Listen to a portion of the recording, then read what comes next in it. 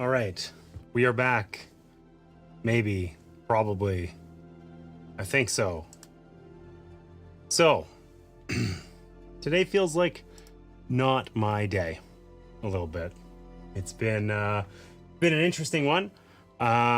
Plagued by issues with my internet access. I won't bore you with the details there, but I will say that I spent many hours on the phone with my ISP yesterday.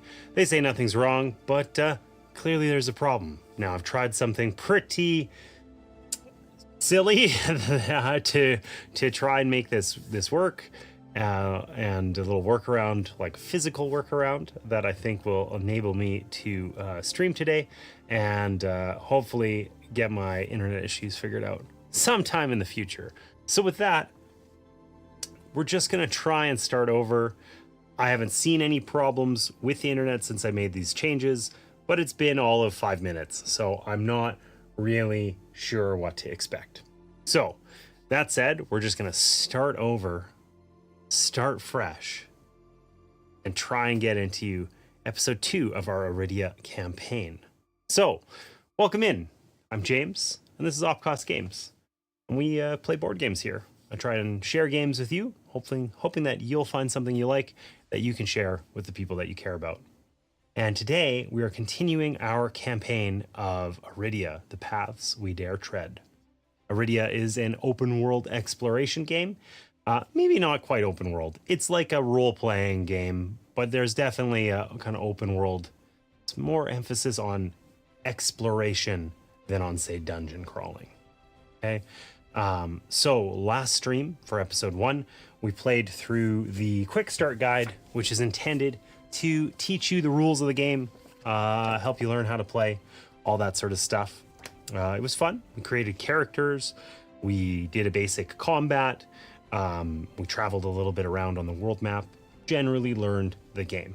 I feel like my retention of that is lower than I wish it was, but you know, we're gonna muddle our way through episode 2 here. We might have to refer to the rule book for a couple of things. It's intended that you're gonna have to look at it for several things, because the quick start guide, of course, didn't teach us everything about the game.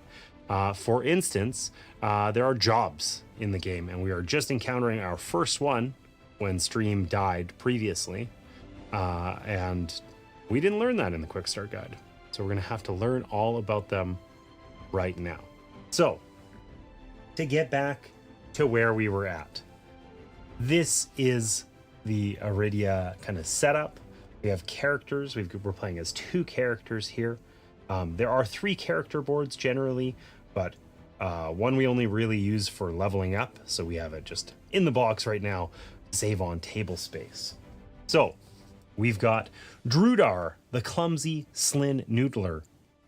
He's a weathered old bard, got his practice loot, and some cool skills like the Anthem of Vigor and the Gutsy Dash. Those are the ones he starts with. We're working on learning our next skill, the Battle Riff. We have to master it by performing a particular thing during combat. And then over here, we've got Slake, the hungry Lunari Scamp. He's a rambunctious rogue who likes to cause trouble. I was saying earlier, I feel like he's got a very punchable face. Okay, so he's gonna cause mischief, and Drudar is gonna sing about it. And that's just the way it's gonna be. So those are the characters we created last time. And we are here in the basin. Okay, this is our world map. This is kind of an interesting little system where in order to save the game, these tiles, this is actually triple layered, and these tiles can actually pop out. So this is a legacy game, but it's like resettable, right? This one's a little tough. Ooh, I don't like that. Anyway, I do like that. I don't like how tough that was. But we basically just pop out the tile where our party currently is and stash it in the box. So when we set this up originally, we were in this exiles camp, and we just put it back in there like that. So to recap what we did in the first it took us 30 minutes for 5 minutes of play because of various stream issues. But we started here in the Exiles camp. This is our little metal party marker. Okay. So we use that to track our location. We navigated up to the Northern Plains. We then traveled to the Fellsworn village. And I feel like in the midst of all of our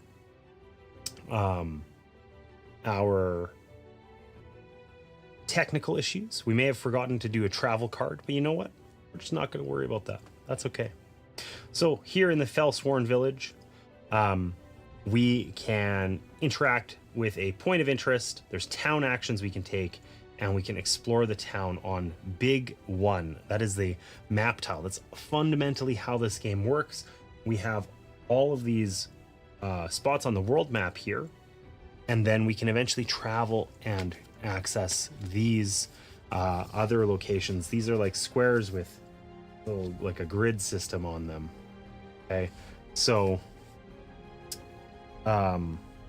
there are big, medium, small, and large, and they're numbered and whatever, so that we can only pull out the one for like the particular scenario or area of the world that we're in. So what we had just started doing when the internet died before is we came here and we found the Fellsworn village. Okay, and there's a point of interest there, which we popped out. So I think we'll just resume from there and hope for the best. You find yourselves in a small marketplace. Shopkeepers are busy helping customers and drawing attention to their wares. The first time you draw this card, add job 1 to the job deck. So, in this game, there are many decks of cards. There's 3 boxes like this. They're all full. Okay, they have little indexes here. So for instance, there's the job index here, and there's 2 job ones. So one is the inactive jobs. That's all these cards here. And then there's the active jobs. Here, this might be better. Might be, emphasis on might. Does it want to focus? So you can see this is the inactive jobs, like this whole big fat deck. And then our active jobs is, well, there's one that we added in from the expansion and the one that we just put there. So cards that are indexed and relate to our current location are a very big part of this game. And we added the job card to the deck. Then we flip over this card and it tells us what town actions we can take while we're here. So we can just do those directly from the world map here, I think. Might be getting that wrong. That's one of those rough hey Pat, welcome in. One of those rough edges that I'm not sure about with being new to the game, but we'll figure that out. So anyways, there's an inn here. I'm going to show you here. There is an inn with a job board. Select a job from the job deck. Okay, we can pay one. What's the currency called? 1 coin anyway. I think it's K. To fill all of our knapsacks with cubes. Basically, that lets us spend them for minor abilities. Okay, like things like a knapsack. We can use one of them in order to gain an SP, which we can then use for other things in combat or when traveling on the map. Okay, we can also rest. And it says draw a day card, and the whole party replenishes basically all of their things. A little dim. Let me try and fix that a bit. Does that make it better? Maybe. So we get all our health, mana, and SP back, and all of our travel tokens get refreshed. And we can even remove a exhaustion from the threat deck. I don't think any of those exist in the threat deck right now, but I wouldn't say that with certainty. Okay, then at the market, we can go to the apothecary. So that's like the supply action, except it lets us fill up our potions. Those let us heal. Okay, we have 1 potion and 1 knapsack currently. We can go to the smithy, which lets us repair 7 points of wear. As we take damage in combat, we're going to place cubes out on, or not cubes, but these guys, these tokens in the impossible to open container to indicate that there is wear on these items. They block damage, but once they're once their durability is all used up, they no longer do until we repair them. Okay, our items are spectacularly bad. We have both a damp and a moist glove. We got moldy shoes. We got a rotting and a greasy cuff, a weak helm, and practice pants. I don't know what kind of person has practice pants. Well, I guess I do know. Slake, the hungry Lunari scamp, has practice pants. So whatever that means. Okay, and then we can go to the vendor, sell our items for their value. I think our items are the starter items and are valueless. Okay. And we can purchase stuff from the armorer. So it looks like the armorer, for $3, we can get a wooden chest, it looks like. Now, we only have $1, so we will not be doing that. So why don't we try taking the job board action and draw a job. I have a sneaking suspicion that this is going to be really introductory and basically tell us what to do.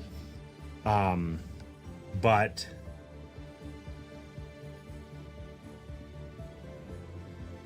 we can have one job at a time, and these earn us some K.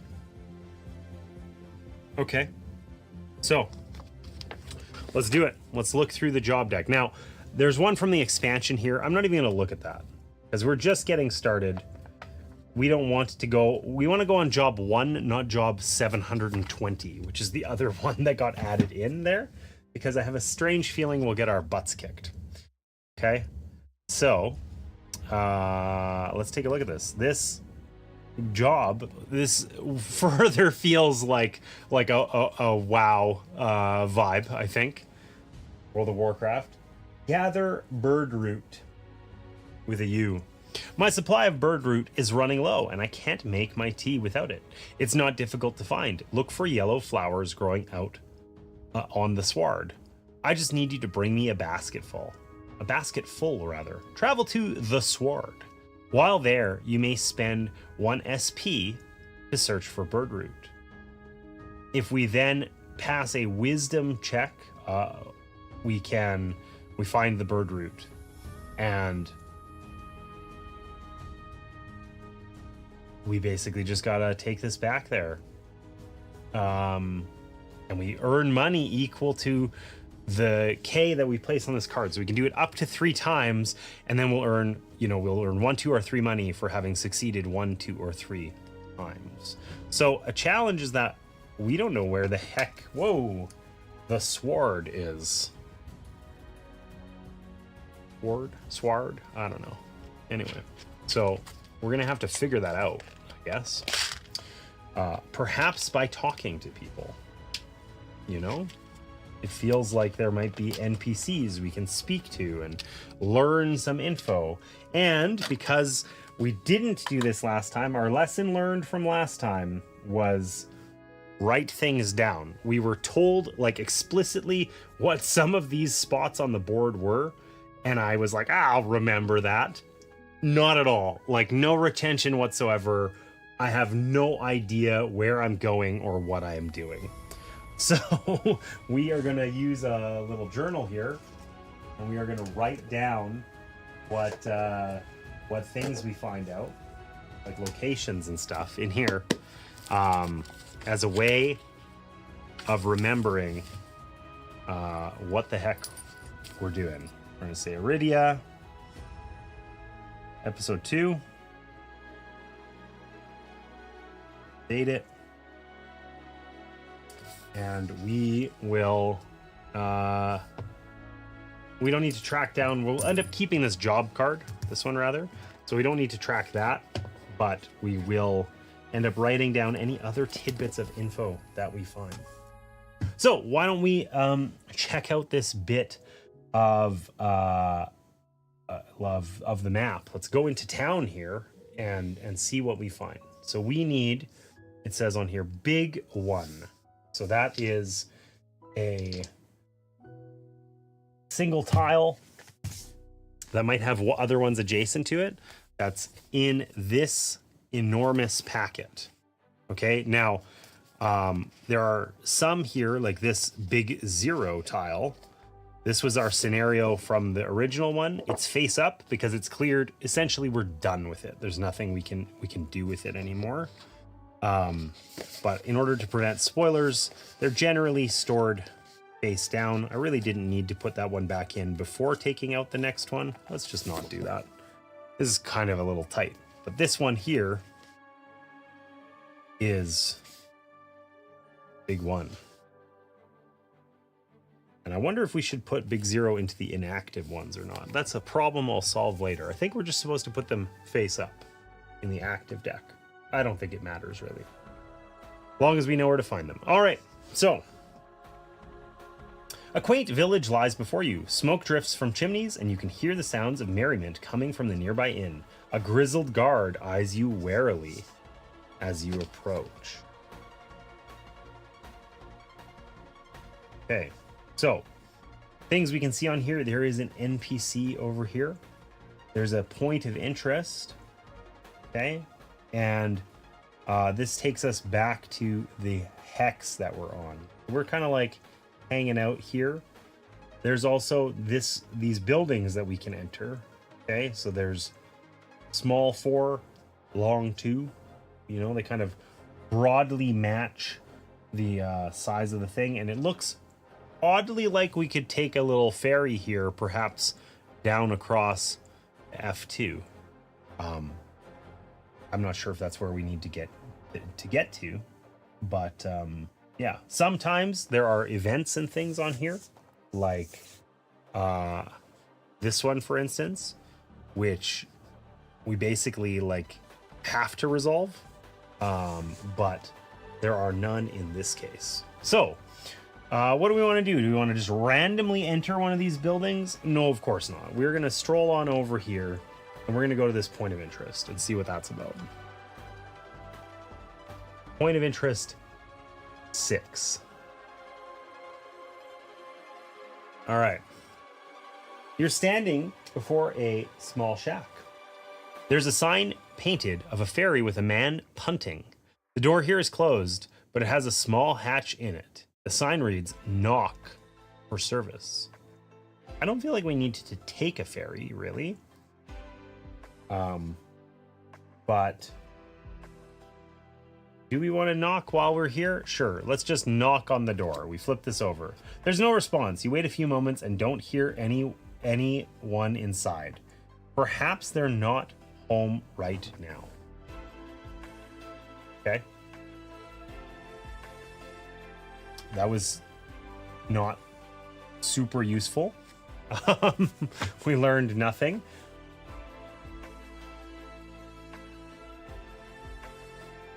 Index this card. Okay, so we just put this card back where we found it. Doesn't feel particularly useful because the card isn't going to change what's printed on it, but some of the cards get replaced. Like there's an A cards and B cards and so on. So over time, we might end up putting a different card in there. Okay, so our point of interest was a big fail. It's very possible that the person we need to talk to, hey, Trombone, welcome in, is this NPC over here. So let's go try and interact with this dude. This is NPC 7. I had nothing but tech issues earlier, Trombone. It looks like maybe it's working, but we made it a new record. We did 22 minutes before without a failure, and now we're up to 24. So we'll see. I was having a lot of internet connection problems. I didn't hear the bot yell at you. You did a quote. Oh, you did redeem a posture check. You know what? The bot's definitely running. It even says, oh, there's some sort of problem where it didn't find the voice. So that's a fix it after stream problem. It is one of those days, let me tell you. Internet issues, more internet issues.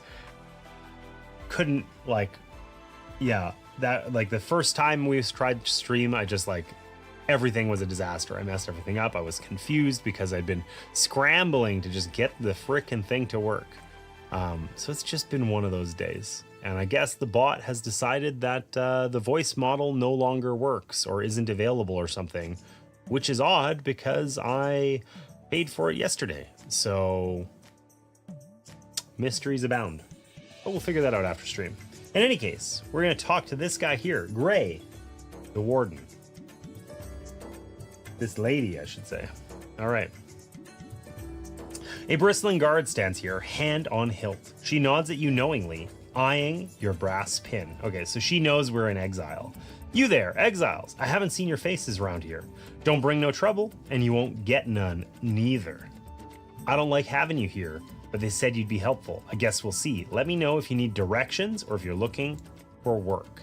You know what? We do need directions because we have that job and we have no idea what to do about it. All right, directions. Now, there's Hala's Herbology Shop with the blue roof and the Flying Fish Inn just behind me. On the dock is the ferry if you're looking across.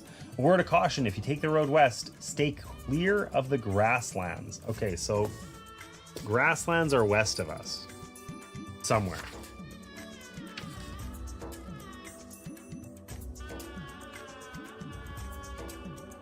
Write that down because I'm going to forget it later.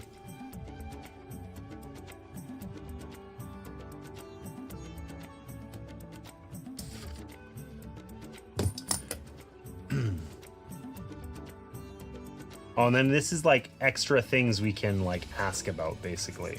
We can ask them about the ferry and we can ask them about the grasslands. So let's talk to them about the grasslands. A fearsome beast stalks the grasslands, a Kiro. I've been hunting it for years, but to no avail. The foul fiend Nightbane. Beware, exile. Beware. Nightbane doesn't sound like a friendly guy. I'm going to be honest. We have practice pants, for God's sakes. We're staying the heck out of the grasslands, okay? We're just not doing that. Let's ask him about the ferry. I could have guessed. Most travelers are looking to cross the river. You'll want to speak to Jeffrin. He's the boatsman around here. He's in the little house with the thatched roof. Okay, so that gives us a little bit of RP, which is basically a thing we can spend in the future to add to checks we're doing. I want my arbitrary internet points back. I'm proud of you. What are you proud of me for? That's weird. Unless you're proud of trombone, which is very possible. All right. It says if you're looking for work, there's always people complaining at the Flying Fish Inn. Okay, so we don't really need to go to the apothecary, but going to the apothecary is going to probably tell us about that job we took. And maybe there's other jobs available at the Flying Fish Inn. I don't know.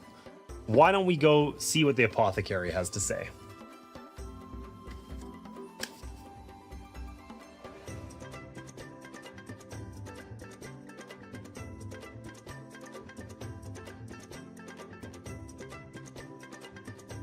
Thanks for the work, lurk, or lunch lurk.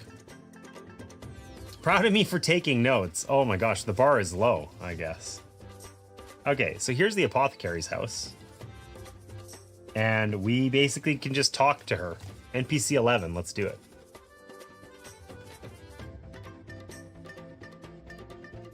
Oh, a raid?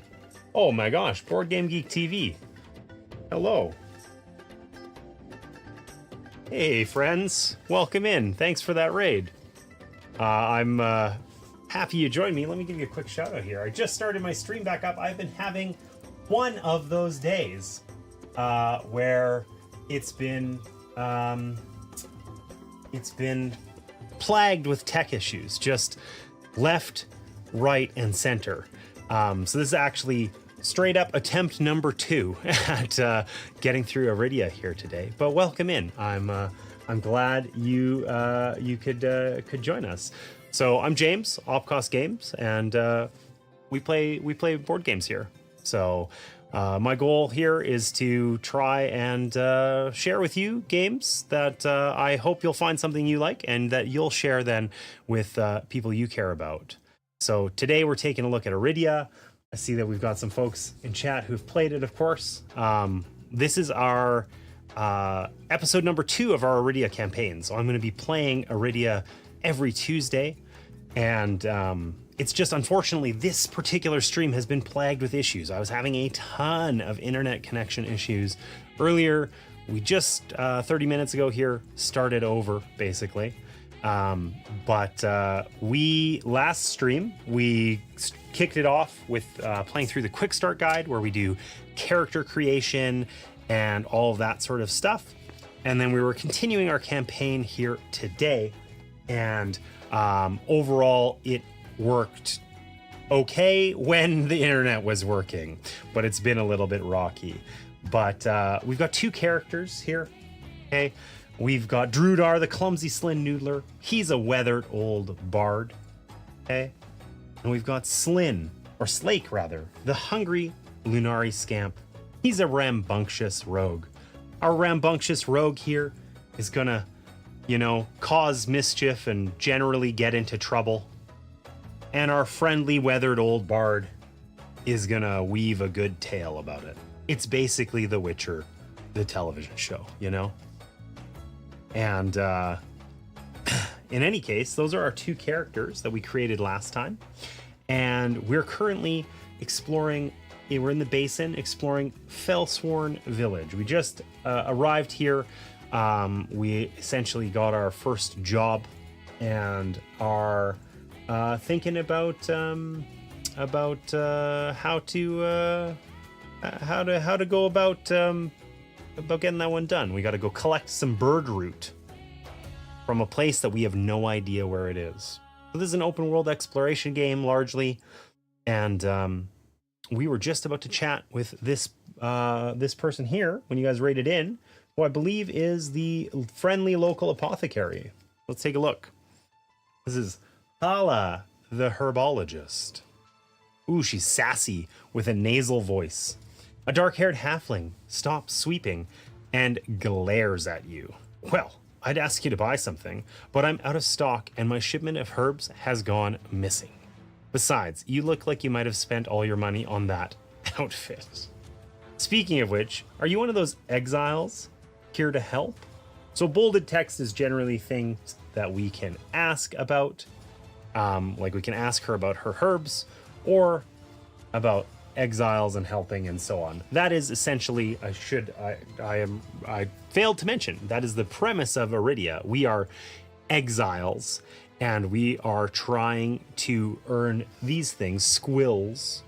In so doing, we can earn back our freedom, basically be pardoned. It's a competition across all of the exiles to earn as many of these as possible. The person or group who earns the most is pardoned and welcomed back into society, essentially. So that is what we are kind of ostensibly up to. And let's ask her about herbs. What can you tell us about the herbs? A caravan coming from the town to the west is 2 days late. They were bringing a shipment of herbs. Why are you asking anyway? You one of them exiles here to help? She's not nice. But yes, we are an exile here to help. So, well, you don't look too helpful, and you're obviously a bad sort, being an exile. But those herbs aren't going to find themselves. If you can bring them back here, I'll give you a squill, but no more. Let me know if you need some directions. We absolutely need directions, right? We think we need to go to the Sward, but we don't know where that is. And we've been told that if we go to the grasslands, we might encounter, what was his name? Nightbane or something like that. A big evil monster who's definitely going to kill us. So we don't want to do that by any means. So with that, let's ask for directions. I have little faith you could even find your way out of a puddle. All the same, you should follow the road to Ragould Junction, right here. Then take the fork that goes west. That's where I'd start. Good luck. I think you might just need it. Okay, so we get an RP point there, but we're already maxed out, so that's fine. I think we're done talking to... Sassy doesn't quite summarize how Hala the herbologist is. She's more than just sassy, I feel, but that's okay. I think we're done chatting with her, and we can move on. Also, I failed to... I think in my complaining about my tech issues, I failed to thank you guys for that raid. I know I gave you a shout out, but Board Game Geek TV, of course, great to for you to bring your community here. Appreciate it. So let's continue. We can exit our little building here where we were talking with the herbologist, the quaint apothecary. Okay. We can tuck that back into the holder. And we might as well wander over to the Flying Fish Inn, I believe it was, which is number 2. One of the things that's interesting about Arydia is that there's tons of content here, right? There's all these different maps. There's 4 packs like this of varying sizes, from the biggest here down to the smallest, like that little apothecary's building. And it's just cool that there's like... I both love and hate the fact that there's a ton of content. This is something that I was talking about. I'm not buying any more board games this year. I made a pledge that I'm not going to get anything else in 2025 because I have too many campaign games. And I don't know if it's like this for you guys, but I have all these campaign games where it's like, I would love to play through them. There's 200 hours of content or whatever, and actually getting them to hit the table consistently with the same group is extremely hard. So overall, I decided I want to play through the campaign games I have. A lot of that's probably going to be solo here on stream on Tuesdays. So we started with Arydia, and we'll see how long that takes us and then move on to something else. But yeah, I definitely have comfortably a half dozen campaign games that I could solo that are just sitting there on the shelf of opportunity waiting for me. So I feel like these days I see a Kickstarter that's advertising how many hours of value it adds in this big, huge game, and that's like actually like a detriment now, because I'm trying to be actually pragmatic and acknowledge that no, I'm not going to play that with the same group every week for a half a year. No, that's not going to happen. You know, we are spoiled with great campaign games. It's true. It's true. All right. I mean, I will say overall, it is a really good problem to have, right?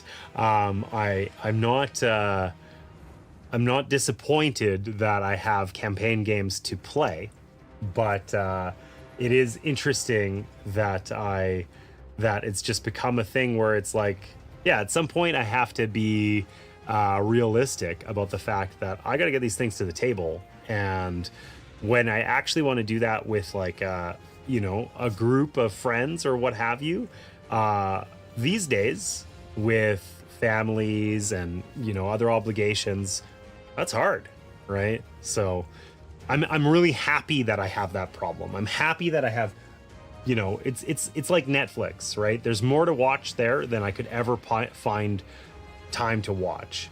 That's a great problem to have, and I'm pretty okay with it, Hey, Cosmic Bee, welcome in. Almost impossible to do. Get everybody ready for a session to play. I mean, without online and Discord options for me. So solo options are important for my long games these days. Totally. That's the pragmatic thing. Honestly, just to, like, on campaign games, the only campaign game I've played successfully with a group recently is Sagrada Artisans, which isn't really a campaign per se, but like legacy game, right? And honestly, we played that like consistently every week or every other week for maybe half a dozen sessions, and then it started becoming every month, And now it's like I think the last time we played it was 6 months ago. You know, we're most of the way through that. And that's a game that where you can like set it up and play it in an hour, you know, and often play multiple sessions in a sitting. So it's very like easygoing to do, but it's the once you're committed with a group, you need that entire group generally, and not even if you didn't need it, you want that entire group to be present and all of that sort of stuff. It's fun, but it actually turns out that that's hard to do. And oh, there's an extra guest over. Well, then I guess we're not playing Sagrada. We're going to play something else or whatever. It's so easy for that to just go awry, you know? All right. Time to focus up. Okay, so we are in the inn here, and there is the barkeep. There's a grumpy looking dwarf or something in the corner, and there is a set of stairs up to another place. We also can see that, in fact, there's a dude with a bucket on his head. Perhaps that's the ferryman who we couldn't find. That's not altogether confidence inspiring. We're just gonna not worry about that right now, and we're gonna go talk to NPC 9 here. This dude in the corner. Maybe he'll invite us for a drink or something.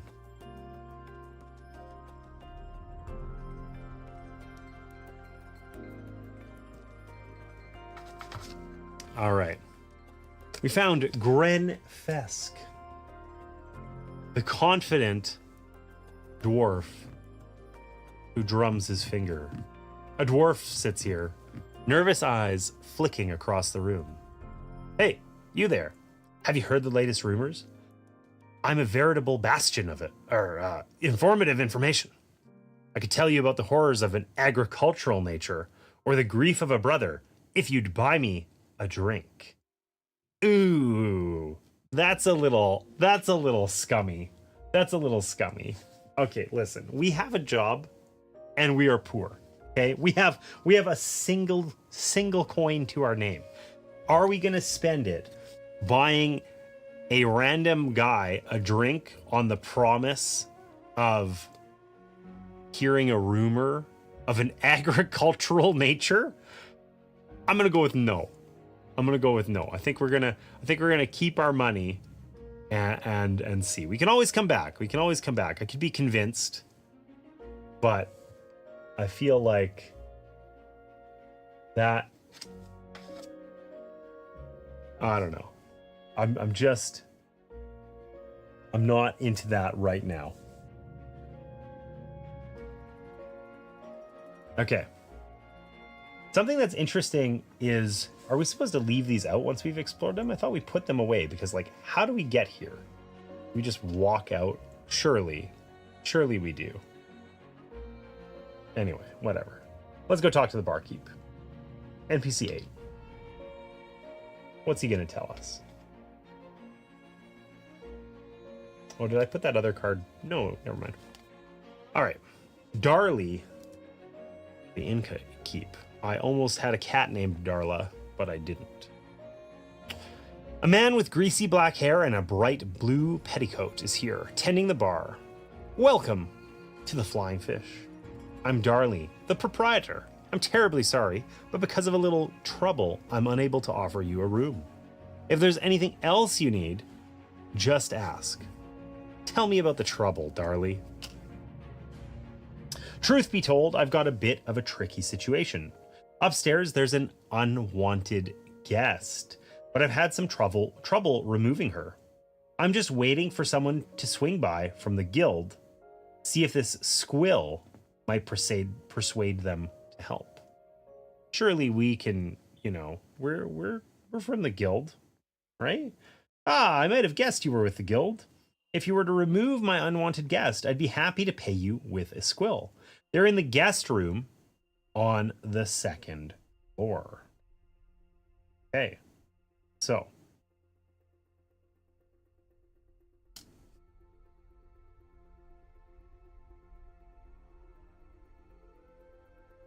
why don't we just wander right up there and kick their butt?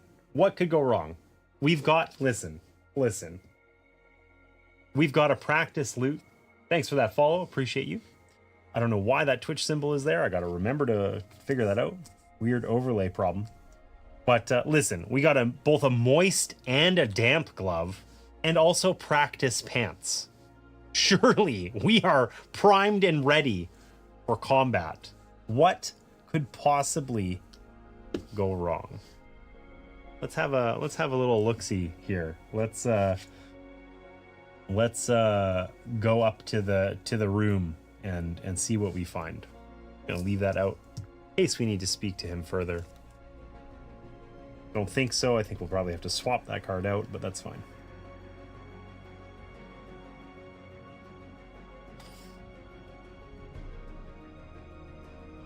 All right, a cold upstairs. The second story of the inn is strangely cold. Always a good sign. Your breath fogs as you exhale. Is it like a ghost or something? The noise of merriment below sounds unnaturally far away. Even the windows are cloudy and frosted over. I feel like our friend Darley left out some important context there. I feel like maybe this is like some poltergeist or something. The person who hasn't left like died up there or something, and we are probably ill prepared to deal with them. Thanks for nothing, Darley. You really let us down. Anyways. Oh yeah, it certainly looks like a ghost. Okay, so this is the room upstairs. We walked up these stairs from that building, and there's an NPC over here. And in this game, we basically have sort of like freedom of movement. You know, we can... there's not really a turn order per se or what have you, and when you like wander over to talk to somebody, you can choose anybody else to also kind of come with you. No, she's kind of hiding in a corner there. I'm not sure whether we're both really able to interact with her, but we'll send Slake. Slake is rambunctious. He's got a punchable face, but a big ego. If there's anybody who can convince this ghost that it's time to leave, it's him. I feel like she's not our friend. I also feel that way. All right. We found a shimmery ghost. You see a semi-translucent ghost in her nightgown hovering a few inches off the floor. Top of the morning to you. It is morning, right? I suppose you're here because Darley sent you to ask me to leave. Or are you going to try and force me out? Should we plead ignorance and say Darley?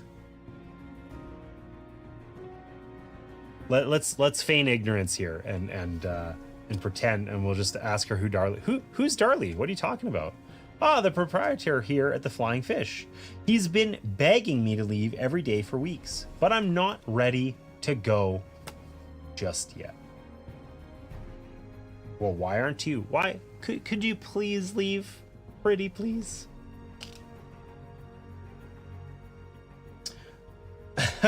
Okay, you got me. I'll leave, but first, you need to answer my riddle. Awesome. All right, draw event 7, it says. So, listen, I'd rather answer a riddle with a ghost than fight with her, right? So, the ghost clears her throat and begins reciting. I never was, am always to be. No one ever saw me, nor ever will.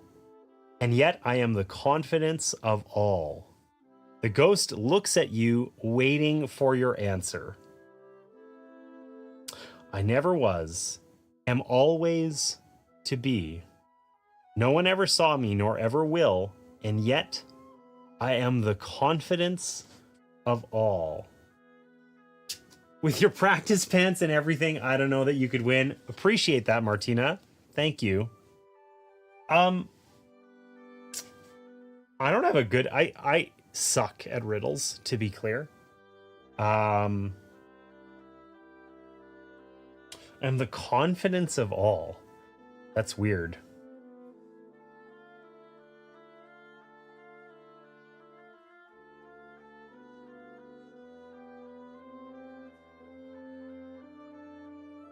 I don't know.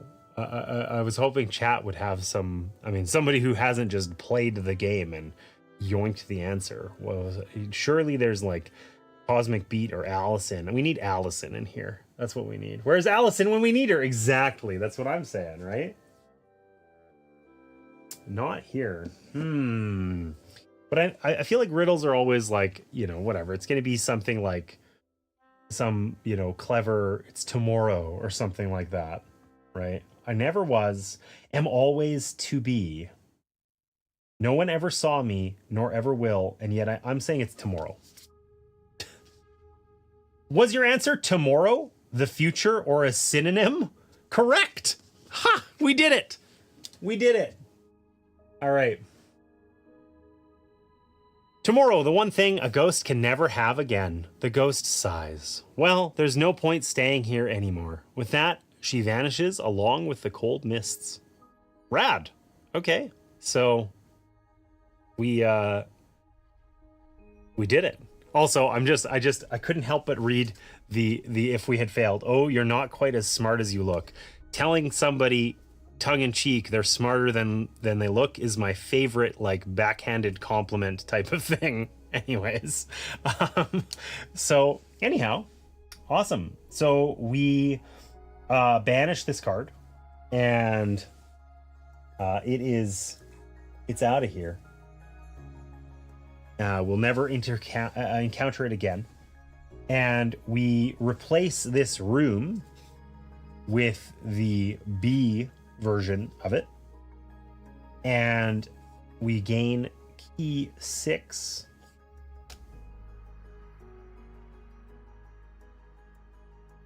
Oh, I guess it's NPC 10 we banish.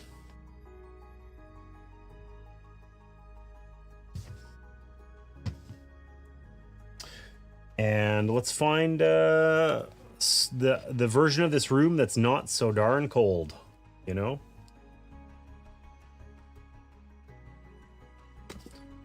There it is. The strange coldness has lifted, replaced with the cozy warmth of daylight flooding through the windows. The sounds of merriment drift up the staircase from below. All right, it's a little worse for wear. There's some, you know, some dusting that needs to happen maybe. But overall, it looks a lot less threatening than it had. So that's cool. Happy about that. Okay. Key 6. Let's find it.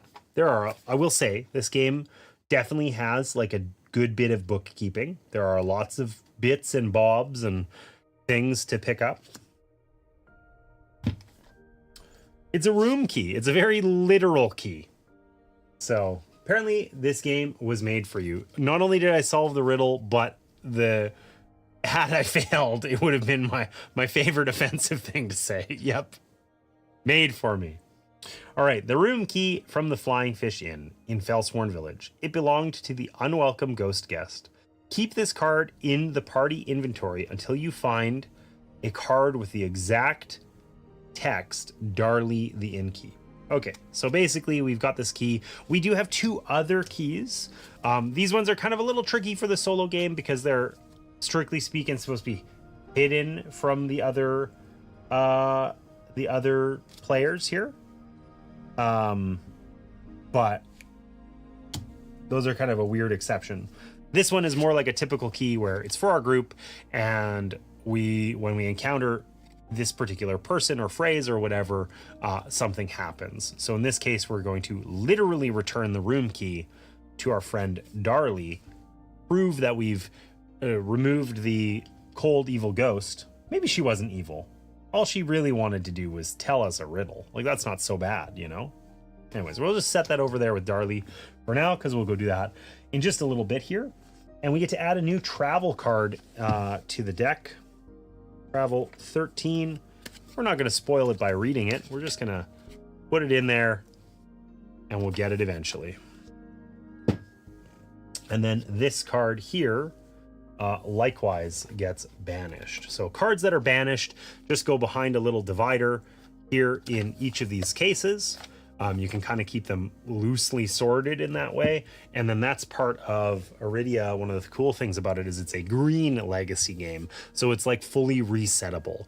The one thing that's kind of not quite there is tracking character stats and so on. Like you have, you know, a card that you can do it with, and they say, oh, just use a pencil and you can erase it.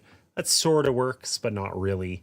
But otherwise, compared to something like, you know, Risk Legacy, or we recently played Kingdom Legacy, and you know, the results of that were many ripped, tattered, destroyed cards. Nothing gets destroyed in this game, which is pretty cool.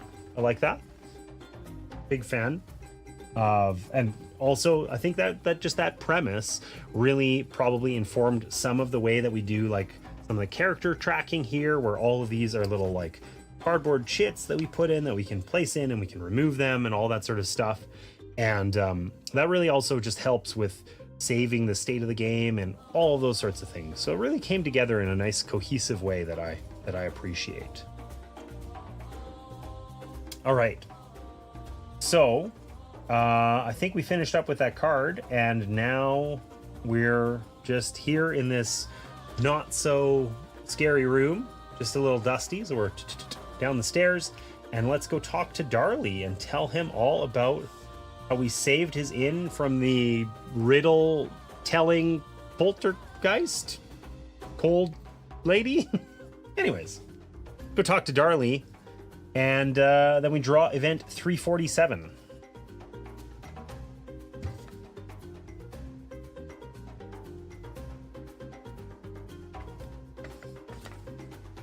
This one.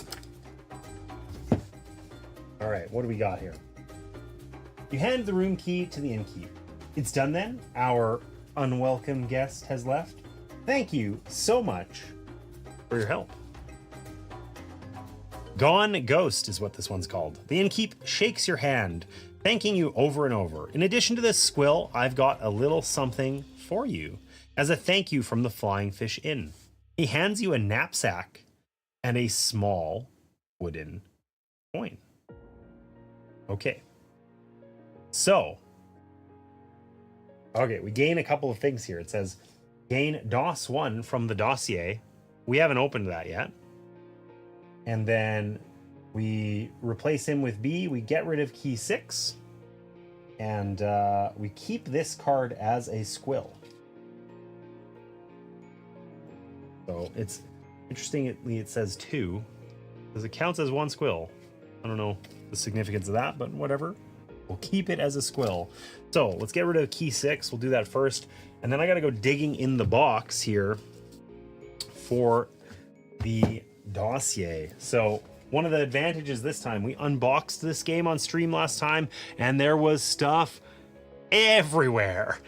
This game consumes a lot of space, and we didn't quite need as many things. We had a vague idea of what we needed on the table. So we,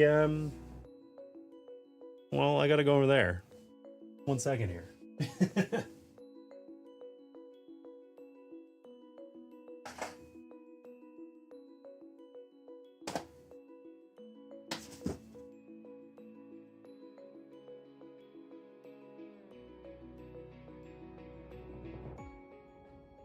All right.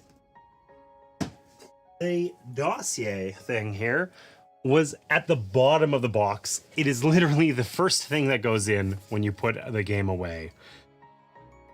So, do not open until directed. Let's have a look-see here. Ooh, they're like punchy outies. Oh. Okay. I have no idea what this means.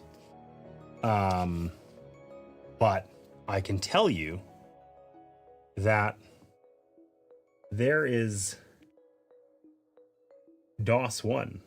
So, what the heck? Maybe let's this I wasn't sure what I was going to find, but what I did find is a little different than I expected. So, maybe let's just try and flip this over and see what it is. Maybe it's self-explanatory. We can kind of push it out with there's a little flap there. That's kind of cool. Ah, okay, it's an item. The Flying Fish knapsack.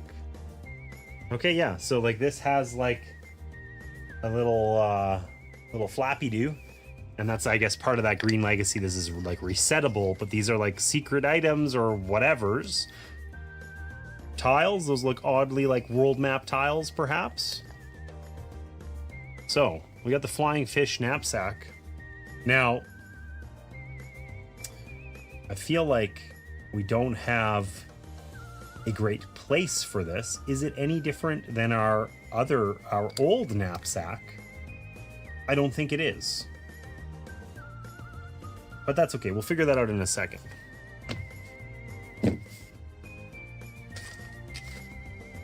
I don't know why suddenly it's like it's a little more Western vibe, I guess.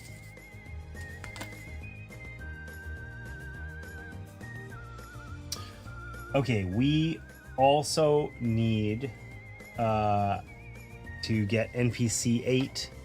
Gotta get the B version of our friend Darly.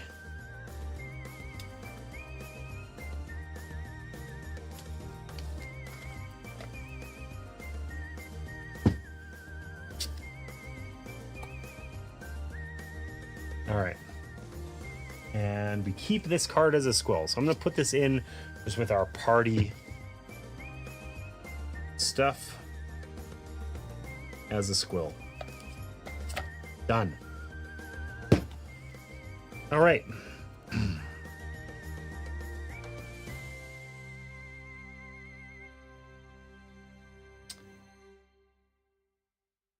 Well, I don't know that we have... I think our knapsack here, I think the knapsack, I feel like it has to stay in our little belt slot here. I don't know if that is really very obviously demonstrated anywhere. But I would presume that we can't wear a knapsack on our legs or something like that. I'm just going to assume that that's the case, and I'm going to swap this out for our old one because it's more memorable. I don't really know what we need to do with this. We'll just put the knapsack inside the other knapsack or something like that. We'll just set it in our inventory and we'll reconcile that. That's a problem for future James, right? Hey, Time Roller, welcome in. Hope you're doing well. Okay. Why don't we talk to Darly again? She shakes hands with the closest hero. Welcome, friends, welcome. You've taken a great weight off my shoulders getting rid of that ghost. Tell you what, if you've got that knapsack, I'll fill it with sandwiches on the house. All right, let's ask him about the ghost. What can you tell me about the ghost? An odd one that. She died in her sleep, not a scratch on her, and looked in the prime of her life. I half suspect foul play. I shouldn't have said. But when I first asked her, the ghost, to leave, she mentioned something. But never mind. Murder isn't good for business. Nervous laugh. Oh, I read that out. Let's not talk about it anymore. How's about some of that free food? So wait a second. Wait a second. Did she get poisoned? Did she get poisoned by Darly? I don't know. Surely let's take the food. What could go wrong? All right, Darly brings out some delicious smelling parcels wrapped in brown paper. Here you go, flying fish special. Fish and pickle sandwiches. Hot just off the dock here. Come back tomorrow and I'll fill it up again. Fill the flying fish knapsack with markers. You may take this action once per day. Okay, so we have a free way when we're in Felsworn Village of replenishing our markers in our flying fish knapsack. Cool. All right. I think we're done with Darly. I'm a little bit concerned that I don't know how much I want to take free food from the guy who probably poisoned one of his clients, or maybe not intentionally. Maybe it was just, severe, whatever, salmonella from some badly processed stuff. Restless legs knapsack. Yeah, that's right. If we equip it to our legs there. Okay, so we didn't buy this guy a beer, which I halfway feel bad about, but not that much. Do we think his agricultural nightmare is going to tell us anything about where we need to go? I don't think so. I think that what we wrote down here, look at me referring to my notes, is that the grasslands are west of Fellsworn Village. And I feel like there was something else I should have written down, which was about that if we come to here and then go west on the fork that goes west, we get somewhere where we were trying to get to. But I didn't write that one down. I thought I wrote down everything and instead I failed. Okay. I think we're basically kind of done in town here, right? There's not a whole lot left for us.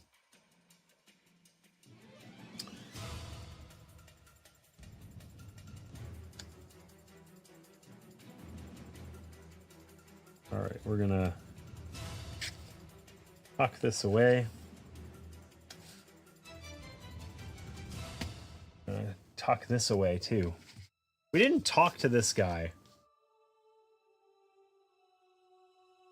Surely we don't have to somehow find a way over there. Like, we can't walk through the wall, but are we supposed to just leave this here while we remain in town? Or when we exit, do we put it away? I don't know. I don't know if it's legit that we go to talk to that guy or if it's intentionally put in like a cheeky place. I'm not sure.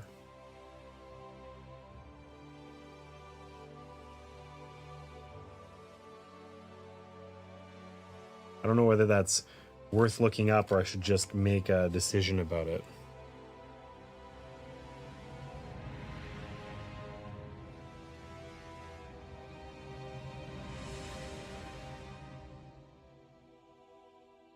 It doesn't tell me anything.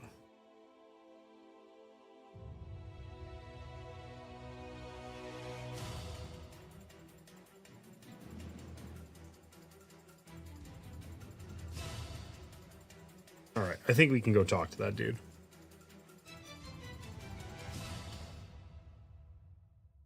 Leaving a location. But that's like fully leaving it, not just the map. Okay, so let's go talk to NPC 6. That seems reasonable. I don't know why I looked that up. I should have just made the reasonable call. We just didn't know where he was until we saw him. And now we do. All right. It's a snot-nosed kid. It is not, in fact, the proprietor of the ferry. That's okay. A halfling boy jumps around wearing a bucket on his head. I'm a warrior. Watch out. I'm in the middle of a big battle. I'm going to save the whole village. Mum says I talk too much. Wait. Okay. Let's ask him about the battle. What's happening with the battle? I'm a warrior exile, just like the ones I've been seeing at the camp near town. I'm fighting against a hero, and not just any hero. It's the mighty Nightbane. Oh, tell me more about Nightbane, kid. Heroes are big and scary, but Nightbane is the scariest monster in all the basin. It's got flying wings, sharp teeth, huge claws, and a tail. So watch out, man. This kid's excited. Who's your mom?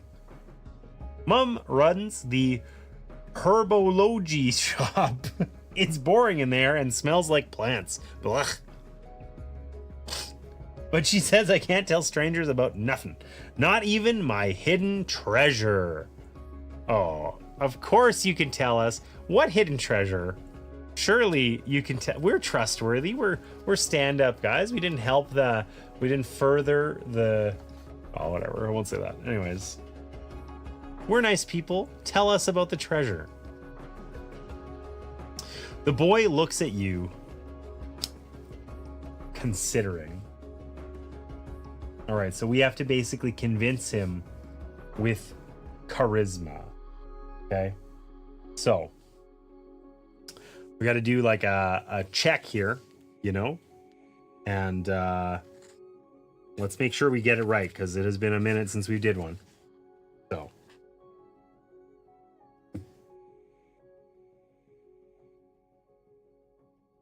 All right, so we just roll our d20 and add our buff to it, basically.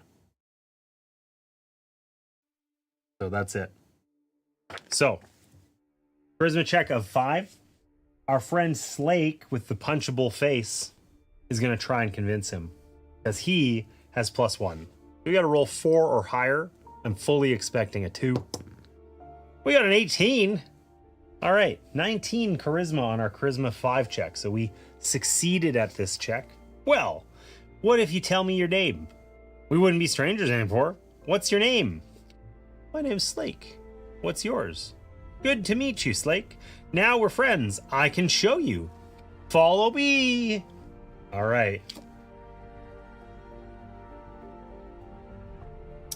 So he shows us. I don't know if this is supposed to live somewhere on here or not, but that's okay.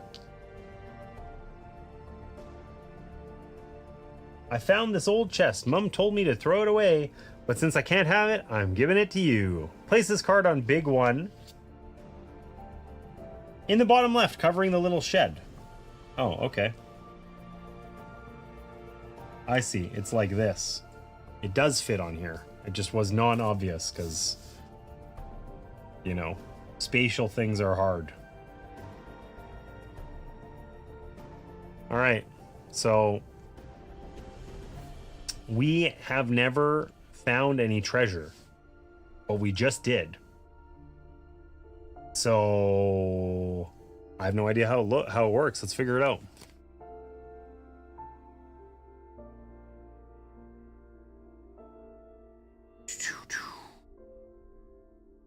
It doesn't say anything. Wood. Okay.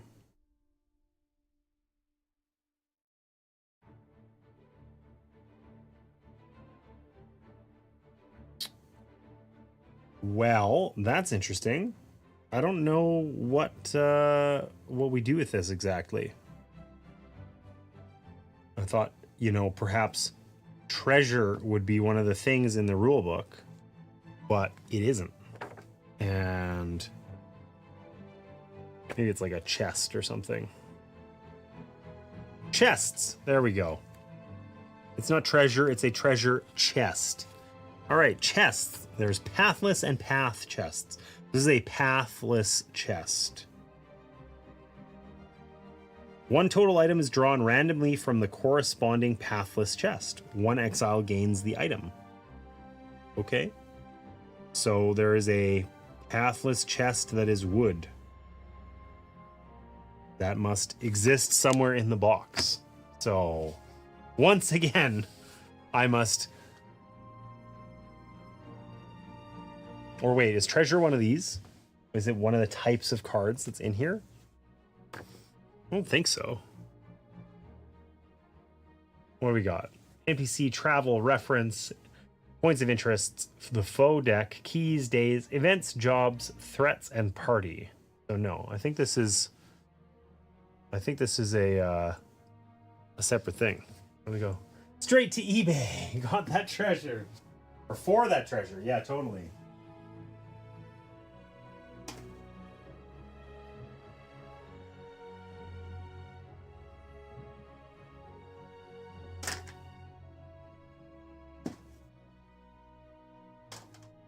Ah. Wood. Here is our treasure box. All right. Oh, these are all very upright. One of these is drawn randomly. How are we gonna... They're not even all the same size. How are we gonna randomly get one in a way that's fair? All right.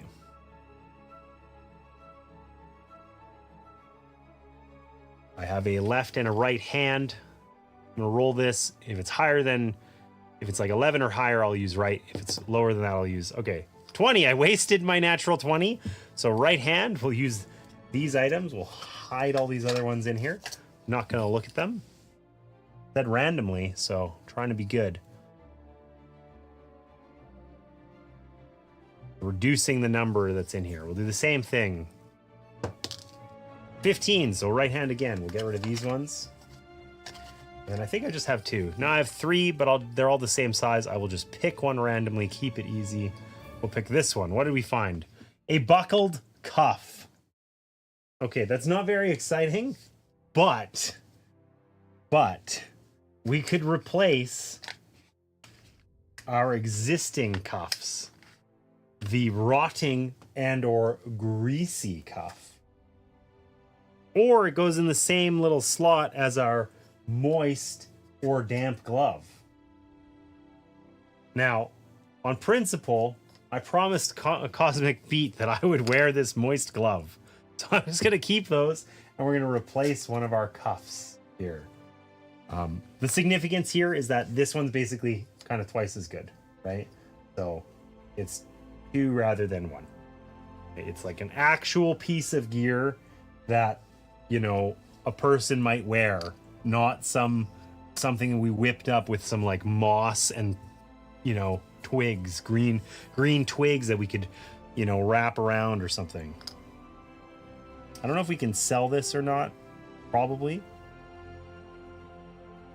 The existing one, the buckled cuff, is a leather cuff that has a one size fits most buckle. That's cool. This, our existing one, the greasy cuff that we're replacing, these smell like they've been used in training many exiles. Yeek. All right.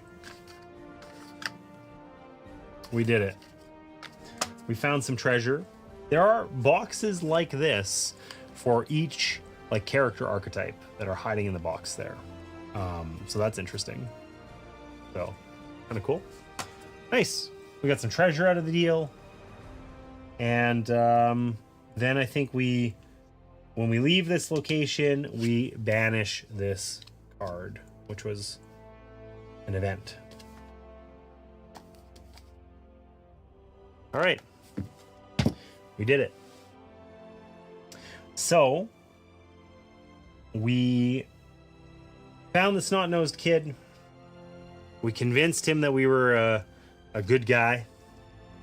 We stole his treasure unapologetically. Maybe not stole. It's going to help us. He wasn't going to use it. He gave it to us. We just greased the wheels a little bit, helped convince him, you know? And now we're kind of off. We still need to we need to gather bird root. This is our job that we picked up this game so far, right? Which we need to do in the Sward, which I don't know where that is still. We've talked to people, we've asked for directions. Nobody told us anything about that. I feel like the one thing that happened that we did do is we talked to the apothecary, and she's the one who told us about the fork in the road, which I should have written down, but I didn't. I think we're gonna just quickly try and see if I can. I'm gonna pretend that I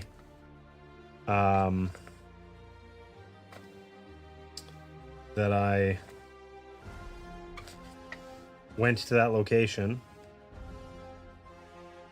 Just for expedience. Directions. I have little faith. You could even find your way out of a puddle. All the same, you should follow the road to Raggold Junction, then take the fork that goes west. That's where I'd start. Good luck. I think you might just need it. Okay. So this is to find those missing herbs, right? That's like our job that we took. I assume the bird root is the herbs in question. So she basically suggests that we travel to here, and then there's a forked road here, and we take the one that goes west. So we want to travel to C2. You know what I should be doing? I should be writing this down.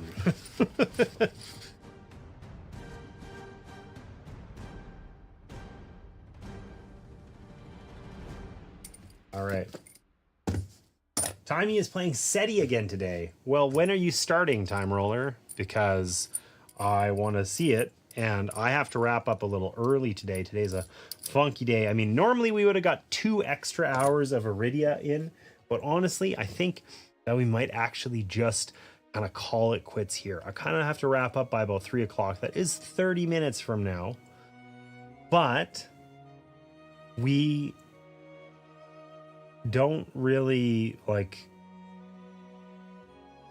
I don't think I can do a whole other location in 30 minutes, right? We'd have to do some traveling. The travel part will be quick, but then actually dealing with the location and all that sort of stuff is going to be a little bit harder. Maybe what I could do is I could do the travel now and travel at least a little closer, travel to the junction, and then we can call it quits from there. Thanks for streaming. Had fun. Listen, I'm not wrapping up like this second. Maybe I am. Maybe I should just stop. I'll just call it quits here. You know what? Let's keep it easy.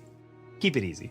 This is one of the things that I like about this game, is that the way that these store in little tuck boxes that you have 3 of these boards, they fit perfectly, and all these little cardboard chits that you have in here just stay tucked in place. So it really makes setup really painless, and they have a good way of kind of tracking your stats and that sort of thing, right? So overall it works out pretty well for saving, and ease of execution I think is a big deal for a campaign game, because it's one thing to get the group together. If it's also going to take you like an hour to set it up and figure out what you were doing and whatever else, that makes it a lot harder. So we learned our lesson. We're going to write down things that are important in this book, keep track of them, and we're going to keep playing our Arydia campaign. And it's kind of difficult to say with respect to my tech issue, but I feel like reasonably confident that I have an interim solution for the time being, which basically my internet runs slower, but it doesn't randomly drop out, and we're not plagued with difficulties. So it worked. I don't think there was any dropouts for an hour and 22 minutes. One of the things that's challenging is the internet problems I've been having lately will be like really bad and then fine for like 8 hours. So we could just be in a fine stretch right now and not actually know that it's totally still just as bad. But I have a sneaking suspicion that it's better, that I've got a working solution. I hope that's the case, because I will be streaming this coming Wednesday on YouTube. Sarah and I will be playing Puerto Rico. On Thursday, I will be back here in the morning on Twitch and YouTube for Games with Grandma. I started a series last week where I am teaching my mom a bunch of 2-player games. We're trying to work through some of the games in our collection as part of my commitment to not buy any games in 2025. I have lots, so we are working through the alphabet from A to Z. So that will be back next on Thursday. And then this coming Sunday, I will also be back on Twitch for Solo Sundays. Not sure what I'm going to play yet. Actually, yes, I'm going to play the latest Tigris, Inventors of the South Tigris game. So stay tuned for all of that. With that, though, let's find a place to raid.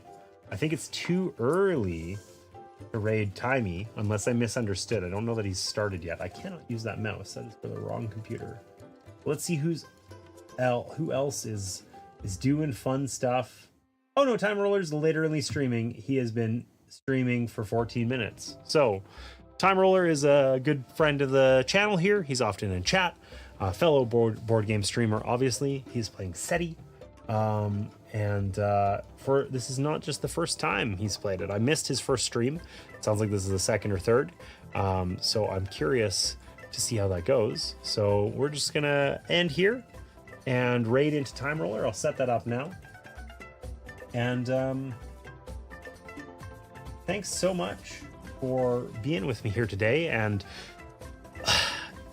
today was a weird stream. I felt a little off. The tech issues are always challenging to deal with. It's one thing if a camera's, not cooperating and we have to make do with something else or whatever. It's another thing when OBS just straight up stops working, and the stream, you know, the audience all drops off because they think the stream's over or whatever, you know. It's really painful. So appreciate you enduring through those tech issues with me. Hopefully, fingers crossed, I've got that all resolved with an interim solution.